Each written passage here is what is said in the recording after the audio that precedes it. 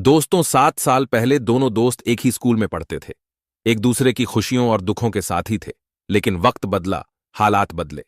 एक दोस्त कड़ी मेहनत कर एसपी बन गया तो दूसरा वक्त की मार झेलता हुआ अपराधों की दुनिया में फंस गया। लेकिन जब दोस्तों, एक दिन वही दोस्त जो अब एसपी था, वह अपनी जेल का निरीक्षण करने के लिए निकला।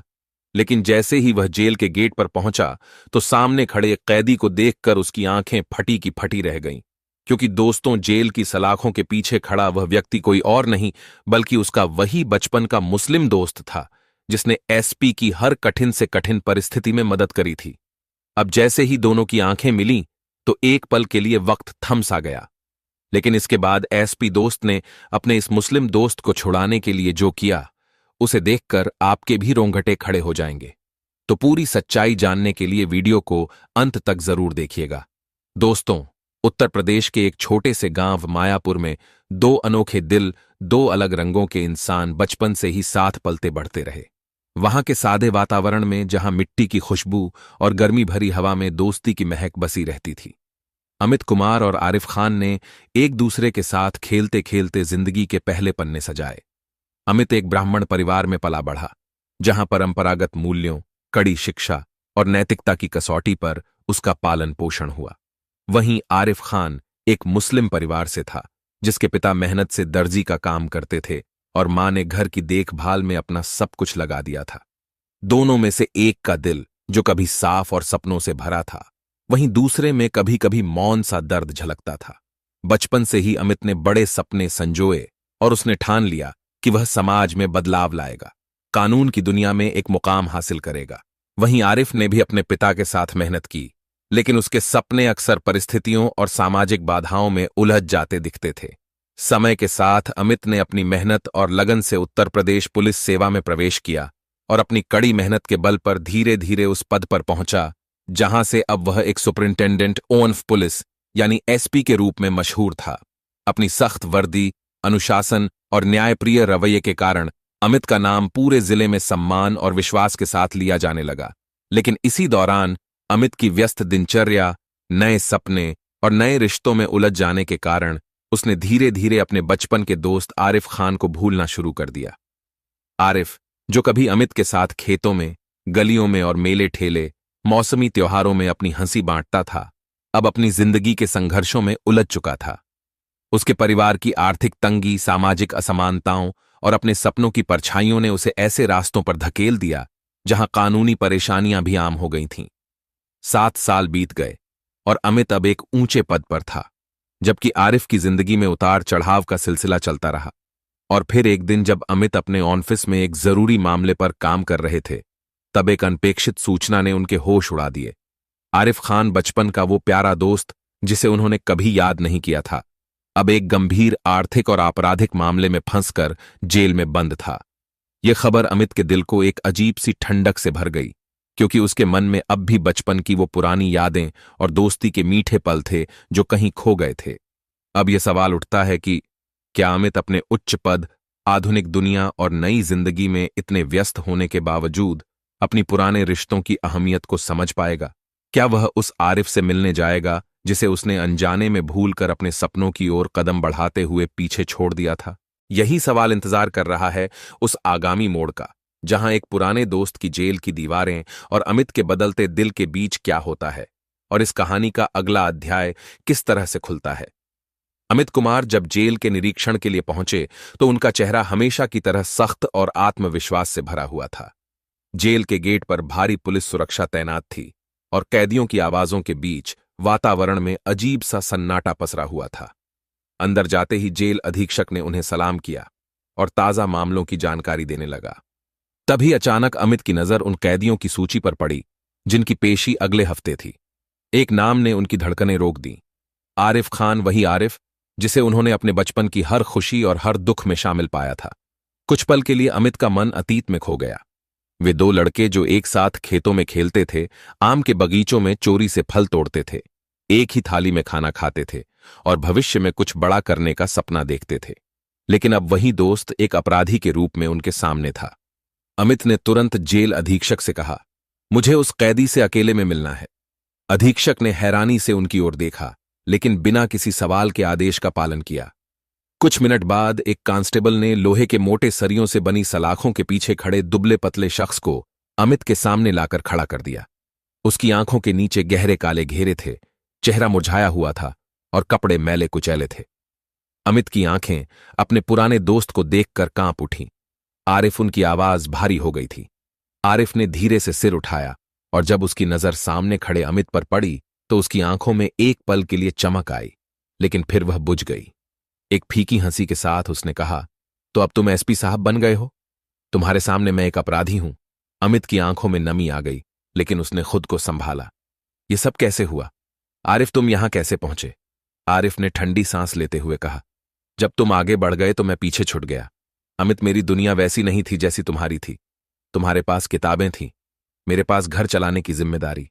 जब तुम पुलिस अकादमी में पढ़ रहे थे, मैं काम की तलाश में गलियों में भटक रहा था। हालात ने मुझे इस मोड़ पर ला दिया। मुझे गलत इल्जाम में फंसाया गया, लेकिन मेरी कोई सुनवाई नहीं हुई। अमित को ऐसा महसूस हुआ जैसे किसी ने उसके सीने पर भारी पत्थर रख दिया हो। क्या सच में उसने अपने सबसे अच्छे दोस्त को पीछे छोड़ दिया था? क्या उसका पद और प्रतिष्ठा उसकी पुरानी दोस्ती से ज्यादा अहम हो गए थे? सवाल उसके दिमाग में गूंज रहे थे और उसके सामने खड़े आरिफ अपने ही जीवन की कहानी को बेबसी से सुनाने में जुटा था। अब अमित को तय करना था, क्या वह एक पुलिस अफसर बनकर कानून के दायरे में रहकर फैसला करेगा या फिर एक पुराना दोस्त बनकर सच की गहराई में उतरकर आरिफ को बचाने की कोशिश करेगा। अमित के मन में बचपन की यादें किसी चलचित्र की तरह चलने लगी। आरिफ के साथ बिताए वो दिन जब दोनों साथ में स्कूल जाया करते थे, एक दूसरे की किताबों से पढ़ते थे और बड़े होकर समाज में कुछ अच्छा करने का सपना देखते थे। लेकिन आज उनकी जिंदगी दो अलग दिशाओं में चली गई थी। अमित एक सम्मानित एसपी बन चुका था और आरिफ सलाखों के पीछे कैदी नंबर 766 के रूप में खड़ा था। अमित की आत्मा जैसे भीतर से हिल गई थी। वह कुछ देर चुपचाप खड़ा रहा, फिर धीरे से बोला, मुझे सच सच बताओ आरिफ, क्या तुमने कोई जुर्म किया? आरिफ ने गहरी सांस ली और आंखें झुका लीं। कुछ पल के सन्नाटे के बाद उसने भारी आवाज में कहा, अमित, मैं बेगुनाह हूं, लेकिन हालात ने मुझे इस मुकाम पर लाकर खड़ा कर दिया। जब मेरे अब्बू का इंतकाल हुआ तब घर चलाने की सारी जिम्मेदारी मुझ पर आ गई। कोई नौकरी नहीं थी, कोई सहारा नहीं था। छोटे भाई बहनों के पेट की आग बुझाने के लिए मैंने गलत लोगों से उधार लिया, लेकिन जब चुका नहीं पाया तो उन्हीं लोगों ने मुझे गैर कानूनी धंधों में धकेल दिया। एक दिन जब मैंने इस गुनाह से निकलने की कोशिश की तो उन्होंने मुझ पर एक हत्या का झूठा इल्जाम लगाकर मुझे पुलिस के हवाले करवा दिया। आरिफ की आवाज कांप रही थी और उसकी आंखों में लाचारी साफ झलक रही थी। अमित के लिए यह सब सुनना आसान नहीं था। वह खुद एक ईमानदार पुलिस अफसर था, लेकिन आज उसे एहसास हो रहा था कि कई बार कानून भी किसी निर्दोष को अपराधी बना सकता है।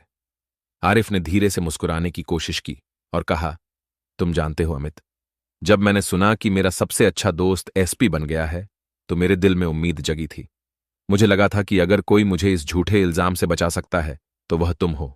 लेकिन मैंने कभी सोचा भी नहीं था कि हमारी मुलाकात इस तरह होगी। तुम अफसर बनकर बाहर खड़े रहोगे और मैं कैदी बनकर सलाखों के पीछे। अमित का दिल तेजी से धड़क रहा था। उसे लगा जैसे उसके अंदर का इंसान और पुलिस अफसर आपस में लड़ रहे थे। क्या वह अपने दोस्त की मदद कर सकता था? क्या वह इस केस की दोबारा जांच करवा सकता था, या फिर उसे कानून के दायरे में ही रहना होगा, भले ही उसके बचपन का दोस्त फंस चुका हो? ये सवाल अब अमित के सामने किसी इम्तिहान से कम नहीं थे। उसे तय करना था कि वह एक सख्त पुलिस अफसर बनेगा या फिर एक वफादार दोस्त जो अपने बचपन के साथी के लिए इंसाफ की लड़ाई लड़ेगा। आरिफ की कहानी सुनने के बाद अमित का मन अशांत हो उठा। वह एक तरफ दोस्ती के उस कर्ज को महसूस कर रहा था जिसे सालों तक उसने अनदेखा कर दिया था, और दूसरी तरफ उसका पुलिस अफसर का कर्तव्य उसे निष्पक्ष रहने के लिए कह रहा था। लेकिन एक बात तो साफ थी, अगर आरिफ सच में निर्दोष था तो वह उसे इस तरह सलाखों के पीछे सड़ने नहीं दे सकता था। अमित ने बिना कुछ कहे जेल के रिकॉर्ड को देखने का इशारा किया। कुछ ही मिनटों में फाइल उसके सामने रख दी गई। वह ध्यान से हर दस्तावेज को पढ़ने लगा।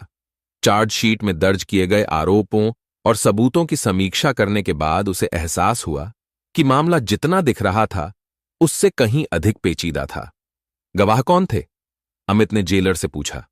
2 लोग थे साहब, दोनों ही इलाके के जाने माने अपराधी हैं, लेकिन उन्होंने कोर्ट में गवाही दी थी कि हत्या आरिफ ने की थी। अमित की भौहें तन गईं। अपराधी खुद किसी पर गवाही दें, इसका मतलब था कि कहीं ना कहीं कोई साजिश थी। उसने आगे सवाल किया, मजिस्ट्रेट के सामने दिए बयान और एफआईआर में क्या समानता थी? जेलर ने कुछ कागज निकालकर दिखाए। अमित ने गौर किया कि आरिफ को फंसाने के लिए पूरे केस में कई झोल थे। एफआईआर और चार्जशीट में विरोधाभास था और पोस्टमार्टम रिपोर्ट के हिसाब से हत्या का समय वह नहीं था जो पुलिस ने दर्ज किया था। इसका मतलब था कि कोई इस केस को जबरदस्ती आरिफ पर थोपना चाहता था। अमित के हाथ ठंडा पड़ने लगे। उसका दिमाग तेजी से काम कर रहा था। उसे समझ आ गया कि यह सिर्फ एक केस नहीं, बल्कि उसके दोस्त की जिंदगी का सवाल था। अगर उसने इसे नजरअंदाज किया तो आरिफ को बाकी जिंदगी जेल में बितानी पड़ेगी, लेकिन अगर उसने इसे दोबारा खोला तो उसे अपनी पूरी व्यवस्था से लड़ना पड़ेगा। आरिफ, जो अब तक चुपचाप खड़ा था, धीरे से बोला, अमित, मैं नहीं चाहता कि तुम अपने करियर को किसी मुश्किल में डालो। मैं जानता हूं कि तुम एक ईमानदार पुलिस अफसर हो और तुम्हें वही करना चाहिए जो कानून कहता है। अगर मेरी किस्मत में जेल ही लिखी है तो मैं इसे मंजूर करूंगा। अमित ने उसकी तरफ देखा। यह वही आरिफ था जिसने स्कूल के दिनों में हमेशा उसका साथ दिया था, मुश्किल वक्त में उसकी मदद की थी और आज भी अपनी बेबसी के बावजूद उसकी मुश्किलें कम करने की कोशिश कर रहा था। लेकिन अमित अब कोई समझौता करने के मूड में नहीं था। उसने गहरी सांस ली और ठोस आवाज में कहा, न्याय सिर्फ कानून की किताबों में नहीं होता, उसे सही तरीके से लागू करना भी जरूरी होता है। मैं इस केस की दोबारा जांच करवाऊंगा और अगर तुम निर्दोष हो तो तुम्हें यहां से बाहर निकालकर ही दम लूंगा। आरिफ की आंखों में नमी आ गई, लेकिन अमित अब ठान चुका था। वह जानता था कि यह आसान नहीं होगा, लेकिन अपने बचपन के दोस्त को यूं ही छोड़ देना भी उसके लिए नामुमकिन था। अमित अब इस मामले की तह तक जाने के लिए पूरी तरह तैयार था। उसने आरिफ के केस की सभी फाइलों को अपने ऑफिस मंगवाया और पूरी रात उन दस्तावेजों की बारीकी से जांच करने लगा। जैसे जैसे वह सबूत की परतें खोलता गया, वैसे वैसे उसकी आंखों के सामने एक गहरी साजिश का खाका साफ होता गया। सबसे पहले उसने गवाहों की पृष्ठभूमि खंगाली। जिन दो लोगों ने कोर्ट में गवाही दी थी, उनका खुद का आपराधिक रिकॉर्ड था। दोनों के खिलाफ कई संगीन अपराधों के केस दर्ज थे, लेकिन वे हर बार किसी न किसी तरह बचते आ रहे थे। अमित को शक हुआ कि कहीं किसी ताकतवर व्यक्ति ने इन्हें गवाही देने के लिए मजबूर तो नहीं किया। उसने उन दोनों के पुराने केसों को मंगवाया और देखा कि उनकी गिरफ्तारी कई बार हुई थी, लेकिन हर बार किसी न किसी बड़े आदमी के दबाव में वे छूट जाते थे। अगर यह दोनों खुद अपराधी हैं, तो पुलिस ने इनकी गवाही को इतना महत्व क्यों दिया? अमित ने खुद से सवाल किया। अब अमित ने पोस्टमार्टम रिपोर्ट को दोबारा देखा। हत्या का समय एफआईआर में दर्ज समय से मेल नहीं खा रहा था। इसका मतलब था कि पुलिस ने केस दर्ज करने में जल्दबाजी की थी या फिर जानबूझकर सबूतों में हेरफेर किया गया था। इसके बाद उसने उस पुलिस अधिकारी की फाइल निकलवाई जिसने आरिफ को गिरफ्तार किया था। जब अमित ने उसके पुराने रिकॉर्ड देखे तो उसे एक चौंकाने वाली सच्चाई पता चली। वह अधिकारी कई बार भ्रष्टाचार के आरोपों में संलिप्त पाया गया था, लेकिन राजनीतिक पहुंच के कारण हर बार कार्यवाही से बच जाता था। अब सारी कड़ियां जुड़ने लगी थीं। अमित को यकीन हो गया कि यह कोई साधारण मामला नहीं था, बल्कि इसके पीछे एक गहरी साजिश थी। हो सकता है कि असली हत्यारा कोई और हो, लेकिन आरिफ को सिर्फ एक बलि का बकरा बनाया गया था। लेकिन सवाल यह है कि आखिर आरिफ को फंसाने की वजह क्या थी? अमित ने आरिफ से पूछा, क्या तुम्हारा किसी से झगड़ा हुआ था? कोई पुरानी दुश्मनी? आरिफ ने कुछ सोचा और फिर धीरे से कहा, 7 साल पहले मैं इलाके के कुछ दबंग लोगों के खिलाफ खड़ा हुआ था। वे गरीबों की जमीन हड़पने की कोशिश कर रहे थे और मैंने उनके खिलाफ पुलिस में शिकायत दर्ज कराई थी। इसके बाद मुझे धमकियां मिलने लगी थीं, लेकिन मैंने कभी सोचा नहीं था कि वे मुझे इस तरह फंसा देंगे। अब अमित को पूरा यकीन हो गया था कि यह मामला एक सोची समझी साजिश का नतीजा था। आरिफ को एक पुराने झगड़े का बदला लेने के लिए फंसाया गया था, लेकिन इसके पीछे कौन था और क्या अमित इस साजिश को उजागर कर पाएगा? यह जानने के लिए उसे और गहराई से जांच करनी थी। अमित अब पूरी तरह आश्वस्त हो चुका था कि आरिफ को जानबूझकर एक बड़ी साजिश के तहत फंसाया गया था, लेकिन उसके पास अभी ठोस सबूत नहीं थे जिनके आधार पर वह कोर्ट में मामला फिर से खुलवा सके। उसे उन लोगों तक पहुंचना था जिन्होंने आरिफ के खिलाफ झूठी गवाही दी थी। अगर वह उनमें से किसी एक को भी सच्चाई बताने के लिए राजी कर लेता तो मामला पलट सकता था। अमित ने सबसे पहले उन 2 गवाहों में से एक रमेश यादव की तलाश की। रमेश इस वक्त शहर के बाहरी इलाके में रह रहा था और अमित को यह भी पता चला कि वह हाल ही में आर्थिक तंगी से गुजर रहा था। उसने अपनी टीम को आदेश दिया कि रमेश को गुप्त रूप से ठाणे बुलाया जाए ताकि वह बिना किसी दबाव के बात कर सके। जब रमेश अमित के सामने बैठा तो उसकी आंखों में डर साफ झलक रहा था। अमित ने सीधे उससे पूछा, सच सच बता, तुझे किसने कहा था कि आरिफ के खिलाफ गवाही दे? रमेश पहले तो घबराया, लेकिन जब अमित ने उसे भरोसा दिलाया कि अगर वह सच्चाई बताएगा तो उसकी सुरक्षा की पूरी गारंटी दी जाएगी, तो उसने हकीकत बयां कर दी। साहब, मैंने झूठी गवाही दी थी। मुझे मजबूर किया गया था। मुझसे कहा गया था कि अगर मैंने आरिफ के खिलाफ नहीं बोला तो मुझे भी उसी केस में फंसा दिया जाएगा, रमेश ने कांपते हुए कहा। अमित की शंका अब और मजबूत हो गई थी। उसने रमेश से पूछा, किसने तुझे धमकाया था? रमेश ने एक नाम लिया, विजय प्रताप सिंह। यह नाम सुनते ही अमित के चेहरे पर गंभीरता छा गई। विजय प्रताप सिंह शहर के सबसे प्रभावशाली नेताओं में से एक था, जिसका पुलिस महकमे में भी जबरदस्त रसूख था। अगर वह इस मामले में शामिल था तो इसका मतलब था कि यह साजिश कहीं ज्यादा बड़ी थी जितना वह सोच रहा था। अब अमित को समझ में आने लगा कि आरिफ को फंसाने के पीछे सिर्फ पुरानी दुश्मनी नहीं, बल्कि एक गहरी राजनीतिक चाल थी। विजय प्रताप सिंह ने जानबूझकर आरिफ को इस केस में फंसाया था ताकि वह अपनी सत्ता बचा सके और किसी को यह ना लगे कि असली हत्यारा वही है। लेकिन अब सवाल यह था कि अमित इस साजिश को कैसे उजागर करेगा। विजय प्रताप सिंह जैसा शक्तिशाली व्यक्ति इतने आसानी से कानून के शिकंजे में नहीं आने वाला था। अमित को बेहद सावधानी और चतुराई से आगे बढ़ाना था ताकि वह इस खेल को पूरी तरह पलट सके। अब अमित को यकीन हो गया था कि विजय प्रताप सिंह ही वह शख्स था जिसने आरिफ को झूठे केस में फंसाया था, लेकिन उसे अभी भी कुछ और पुख्ता सबूतों की जरूरत थी ताकि विजय प्रताप को बेनकाब किया जा सके। वह जानता था कि अगर उसने सीधे विजय पर हाथ डालने की कोशिश की तो राजनीतिक दबाव आ सकता था और पूरा मामला हाथ से निकल सकता था। इसीलिए उसने एक अलग रणनीति अपनाने का फैसला किया। अमित ने अपनी टीम के कुछ भरोसेमंद अधिकारियों को बुलाया और पूरी योजना समझाई। उन्होंने तय किया कि वे रमेश यादव की मदद से विजय के खिलाफ एक फंदा बिछाएंगे। इसके लिए सबसे पहले रमेश को विजय से मिलवाया गया, जहां उसने डरने का नाटक करते हुए कहा कि पुलिस उस पर शक कर रही है और वह अब और झूठ नहीं बोल सकता। रमेश ने यह भी कहा कि अगर विजय उसे बचाने के लिए कुछ पैसे और सुरक्षा का इंतजाम नहीं करेगा तो वह पुलिस को सब कुछ सच सच बता देगा। विजय इस झूठी बातचीत के झांसे में आ गया। उसने रमेश को भरोसा दिलाया कि वह उसे बचा लेगा, लेकिन इसके बदले उसे चुप रहना होगा। यही नहीं, विजय ने उसे धमकी भी दी कि अगर उसने पुलिस को कुछ भी बताया तो वह खुद भी गंभीर मुसीबत में फंस जाएगा। अमित और उसकी टीम ने इस पूरी बातचीत को गुप्त कैमरों में रिकॉर्ड कर लिया। इसके बाद अमित ने एक और चाल चली। उसने विजय के करीबी लोगों की कॉल डिटेल खंगाली और पाया कि घटना के दिन विजय का फोन लोकेशन उसी जगह ट्रेस किया गया था जहां हत्या हुई थी। मतलब विजय प्रताप सिंह घटना के दौरान मौके पर मौजूद था और इस तथ्य को अब झुठलाया नहीं जा सकता था। अब अमित के पास सब कुछ था, गवाहों की गवाही, कॉल रिकॉर्ड्स और खुद विजय का इकबाल जुर्म। ये सबूत इतने मजबूत थे कि अब ना तो कोर्ट इन्हें नजरअंदाज कर सकता था और ना ही राजनैतिक दबाव इन्हें दबा सकता था।